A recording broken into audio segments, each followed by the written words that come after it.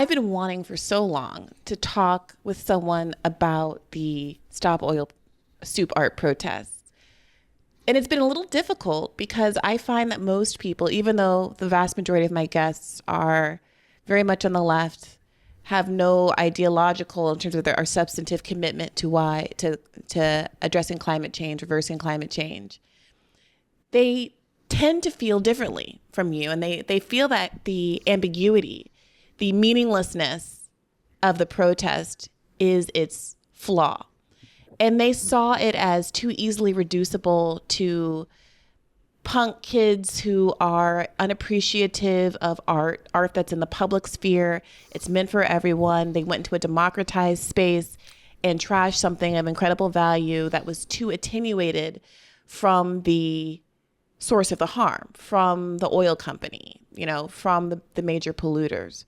And it seemed almost like a drive-by, someone catch Van Gogh caught a stray that he didn't deserve.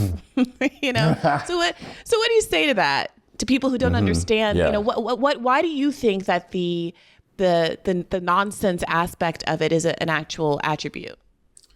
First of all, they're talking about it. And so when we say the soup, it's about, 5-6 months later, everyone knows what we're talking about. Whether you like it or hate it, that's a thing that happened. Again, Rainbow Warrior stopped a whaling vessel. You're not going to remember that even a few weeks later. Yeah. So this is a thing. It's whether you like it or not, it's a thing. Something has arrived in social space, right? Whether you like it or not. And even Clever Clogs, Professor Morton, who thought that this was straight out of the Professor Morton playbook for various reasons, was dumbfounded when it first. I thought, wait a minute, what? What soup? What did they do? And then I realized about 2 days later, that was part of it. Part of it was the confusion, which is, like to draw attention to yourself. First of all, that you have an aggressor coming towards you in the shape of basically incipient fascism, hopefully the last gasp of white supremacy and patriarchy on the planet, and Anglos around the world are effing up big time. So here's this truck coming towards you. First thing you got to do, you got to pop the tires out, right? Then they're paying attention. Then you can say the message, right? Second of all, Van Gogh might as well have been painting with soup. He would have loved this action. He was basically pretty much enslaved after his death by all those paintings that cost millions of dollars, and he didn't make a single cent pretty much out of all of his stuff. He would have loved this. And that impasto kind of thing that he does, he's painting with soup. And it's working with that edge between disgust and beauty, which is actually ecologically very profound, because in an ecological age, beauty is always going to have this little bit of a disgust fringe to it, because there's always going to be a little bit more in your picture than you want to include. We normally don't like to think about where the stuff in the toilet goes. Unfortunately, it doesn't go away, it goes somewhere else on planet Earth, right? And so ecological awareness means, however beautiful it is, it's got a little edge of disgust, but we all know that slightly burned rice pudding tastes more delicious than just plain, right? You've got to have a little tiny bit of death in your art, right? Slightly burned toast, And then, of course, the pictures were behind glass. No actual pictures were harmed. And 2 days later, I thought, right. Grown-ups like me are treating people like Phoebe and Anna much worse by dumping something on them that's much worse than soup all the time. It's called carbon compounds. And they're not behind glass. So how come we're so freaked out about this painting when we're doing this to our kids, right? And I figured that out, and then Anna and Phoebe told me that's what they were saying. I said, oh, great, because the ambiguity of it created a kind of wordle inside of me, solving which was a message from planet Earth going, for fuck's sake, pay attention. It's funny that you bring up, you evoke the burning of toast, the burning of rice pudding, because it strikes me that since I last talked about this issue on the podcast, I think with Ralph Nader, who kind of surprised me. We didn't get a lot of time to talk about it because it came up right at the very end of our hour, but he surprised me by saying that he did not approve of the soup protest. They're called boomeranging tactics. They're not smart tactics. You have to have much, much smarter tactics that are conditional and effective and replicable. You don't throw stuff at, paintings and so on. I mean, what does that do? Other than get you arrested and you... I wish I brought this up earlier because I think we could have had a really good debate about this, because I feel a little differently about this. And since I spoke to him in that episode, I've since watched, I don't know if you've seen Glass Onion, the new Knives Out movie. This is going to be slight spoilers. Oh, you haven't seen it? Okay, then maybe. No, but there's a reference to the walrus in the Lennon song. Yeah. I only bring it up. I guess I don't want to spoil it for you either, but there is a moment during the film where, because there's an egomaniac, there's a kind of Elon Musk / Jeff Bezos / Elizabeth Holmes, billionaire genius figure in the movie. And they, very notably, it's like a motif in the movie, they bring the Mona Lisa to their home, the real Mona Lisa, which the Louvre lends to them because it's COVID and I guess the museum is shut down. And they require all of these safety protocols, obviously, around it. But the fact of the matter is they're willing to lend out this invaluable resource to this person because money talks at the end of the day. And he has rigged it so that he can get around the security fail-safes that are supposed to protect it from all kind of damage, fire, water, etc. Because his hubris is such that he thinks that he doesn't really need it. And one of the motifs of the movie is that he says, I want to be remembered in the same breath. I want to do something so important that I'm remembered in the same breath as the Mona Lisa. And it's kind of a nonsensical statement. People question, like, is he really a genius? Why is he saying stuff like this? Like, what does that even mean? And by the end of the movie, you discover kind of what that means in the worst possible sense. I won't fully spoil it for everybody listening. Oh, please spoil it. Please spoil it for me. All I do is watch Doctor Who. Well, the genius, the thing that he's invented is this clean energy source, which, as it turns out, is very unstable and dangerous, but he's pushing it onto the market quickly because, again, he has this hubristic belief in his own genius. He thinks that he cannot fail. He's pursuing a profit motive. He is kind of wantonly indifferent to the potential harm that it could cause human beings because it's a very explosive substance. And it ends up being his very explosive substance that he's using to run his house, and the fact that he built in this detonating switch for the protections around the painting that caused the painting to be blown up. So what the downfall of his project ultimately is that he's remembered in the same breath as the Mona Lisa. He's going to be remembered as the guy that burned up the Mona Lisa, right? And so it comes into this full circle arc. Now, I bring this up. Why? It had me thinking about the relationship between how we're supposed to feel about the Mona Lisa in that movie and how there's a certain satisfaction and pleasure in the movie of seeing the Mona Lisa burn. We're rooting for the Mona Lisa to burn by the end of the movie, and how the public at large reacted to the Stop Oil protest, which didn't ultimately cause any real harm to the painting. And it strikes me as particularly bizarre that there was such this fetishization around the art. I was an art history major.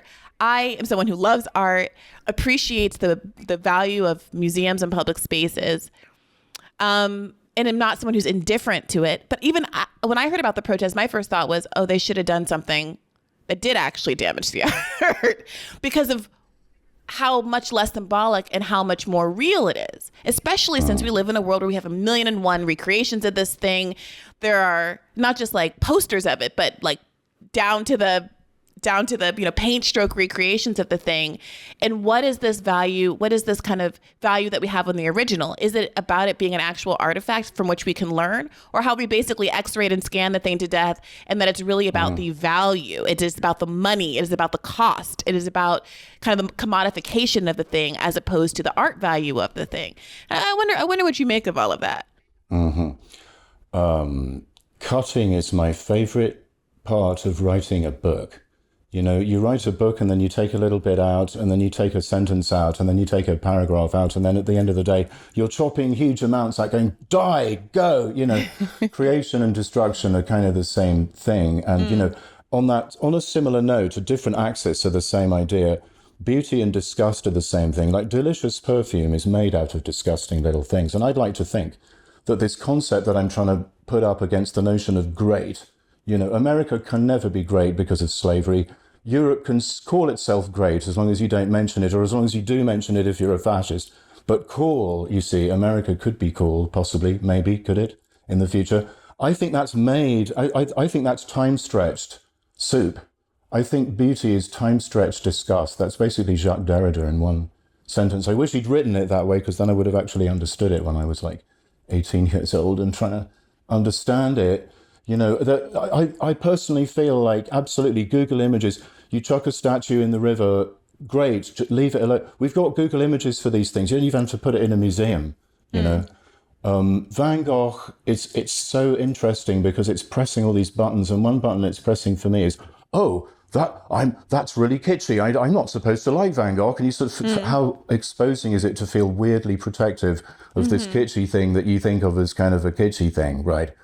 And so it brings up a lot of feelings, and these feelings essentially are kind of, they stack onto each other. Things like, for example, being a sciencey kind of a person, right? Without needing to, you know, have the privilege to pay for a degree or know how to differentiate with respect to X, which, by the way, that was the last thing anybody said to me in a math class was differentiate with respect to X or leave the room. So I'm really talking about myself here. Feeling sciencey means you're open to being a little bit horrified and grossed out by things, but that's not going to stop you. You're sort of horrified in the key of enjoyment, right? Like I talk to these geology PhDs and they're like, you're holding a stone in your hand and it's actually 1 billion years. Oh my God, I'm responsible for this now. And you feel this vertigo, you know, and then you kind of assimilate it, right? There was a biologist talking on the radio here in my hometown of Houston, and they were crying in the ocean because a sea lion mother was loving on them. And also they were disgusted because the sea lion mother was loving on them in the key of feeding him dead penguins. Yeah, but he was ready to be, and this is your ecological attitude, right? Like wonderment with a disgust fringe, but also it's the symbiosis feeling, right? The basic evolution driver. Like imagine you're a single-celled organism and you're plopping through the ocean, right? And then all of a sudden, boom, oh shit, have I just swallowed poison? Would be what it would say if it could talk. And you know, 100 million years later, some plants are going, no, that was okay because that was an aerobic bacterium and you evolved into us, and that became a chloroplast. But you cannot know in advance, right? Unless you want to build a wall and interrogate people, then you've just created, you know, it's what Freud would call the death drive. You've just succeeded in turning your society into plastic and it's going to die. And so, you know, science and symbiosis and this kind of sophisticated, I like to think of myself, Brianna, as a late 19th century aesthete, you know, who's open to sort of disgust as a pleasure mode, you know, like open to more kinds of aesthetic experience. And if we're going to build an ecologically just world in the future, it's going to be based on pleasure and not on efficiency, right? The problem with capitalism is it's a teleological system that's munching down a non-teleological system more and more efficiently, the non-teleological system being life, right? Like if Karl Marx had had access to the phrase machine learn, he probably would have said, and it would have saved him a lot of time, capitalism is an adaptive AI that machine learns how to extract life from the biosphere without stopping. It does not have a logical stopping point, right? And, you know, so my point being, for me, philosophy enemy number one is actually a thing called, you know, the idea of a constant presence. Things have to be kind of just there and you can point to them. And enemy number two is telos, right? Aristotle was Alexander the Great's teacher. And his idea was, you know, well, Macedonians like you are for enslaving other people, and all those other people are for being slaves of you, right? And that is a really bad idea. Plus, also, it's not true in evolution space. We are not the boss of anything. We're not the top. We're not the conclusion of anything. And we were always going extinct. When was it not true that we weren't going extinct, right? So I'm trying to get people into this mindset of like, we are here, this is happening, warding it off and being scared of it in terms of it's an apocalypse, like it's the complete end of the world, like full stop, period. It's just a kind of wrong kind of religion way of looking at it. And we've got all the tools inside us right now to cope with it. And guess what? Fantastic scientists and artists figured out the chemicals pretty much in the 1800s. There's a really great Baudelaire chemical called ennui, which I'm sure you know, which is basically disgust and enjoyment. You know, he's writing this poem called Spleen, and he's like, you don't mean a literal chemical. Covered in vampires. And no. Phenomenological chemical. Emotion chemical. So I'm curious. Well, two things. I want to come back to something you said in the beginning about wanting us to get to a place where the Marlboro Man is the one that wants to, lasso up the BP CEO. And for there to be, the way that we kind of talk about that oftentimes in the political sphere is, how do we extend this coalition beyond some, Greenpeace, Save the Wolves type of traditional environmentalists in your head, and the people who are oftentimes at the front lines, which includes a lot of farmers and Gulf Coast fishermen, people that are racially diverse and economically diverse, and who are facing the economic impacts of this on the front lines, even as the people who are often most concerned, or at least driving the narrative about ecology, are folks who are worried about their parks, or worried about plastic bags, or worried about some of the more urbane concerns that we experience, SUVs or whatever.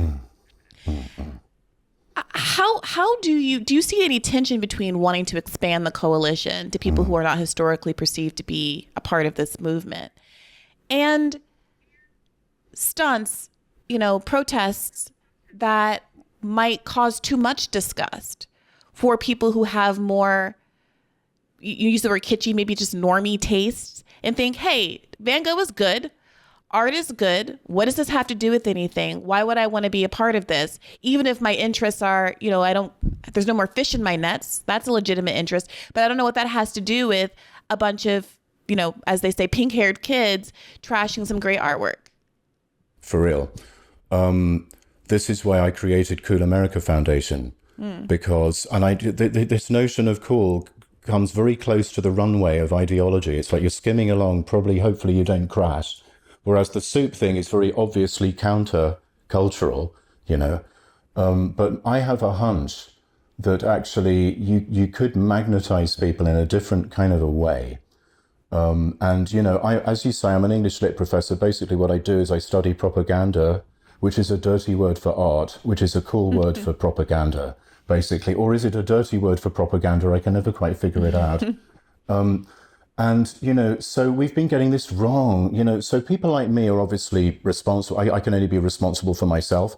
So I've been doing it wrong, right? What have I been doing wrong? I haven't been talking enough about race, gender, and class. I should talk about that and not about polar bears, actually, for a minute, especially because how we treat each other is how we treat polar bears. Sorry to use such a stupid cartoon example, but like that I feel like there's a lot of white supremacy in historically, and for example, the Sierra Club, and that's for a reason. It's like they skipped a step and they went over to this kind of, Hitler was really fond of his dog Blondie, to the extent that he was a horrible anti-Semite, right? So there's something deeply wrong here.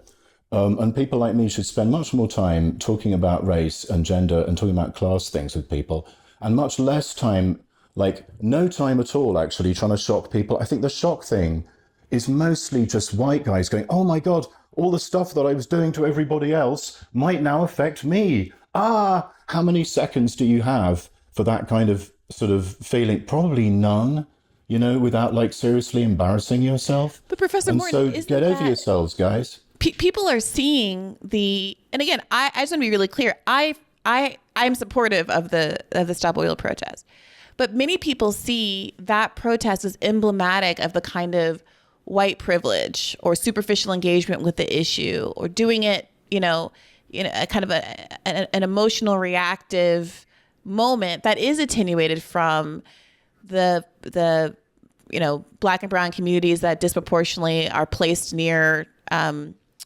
what do you call them? Dumping site, toxic sites, and all of the stuff, factories and all pollution.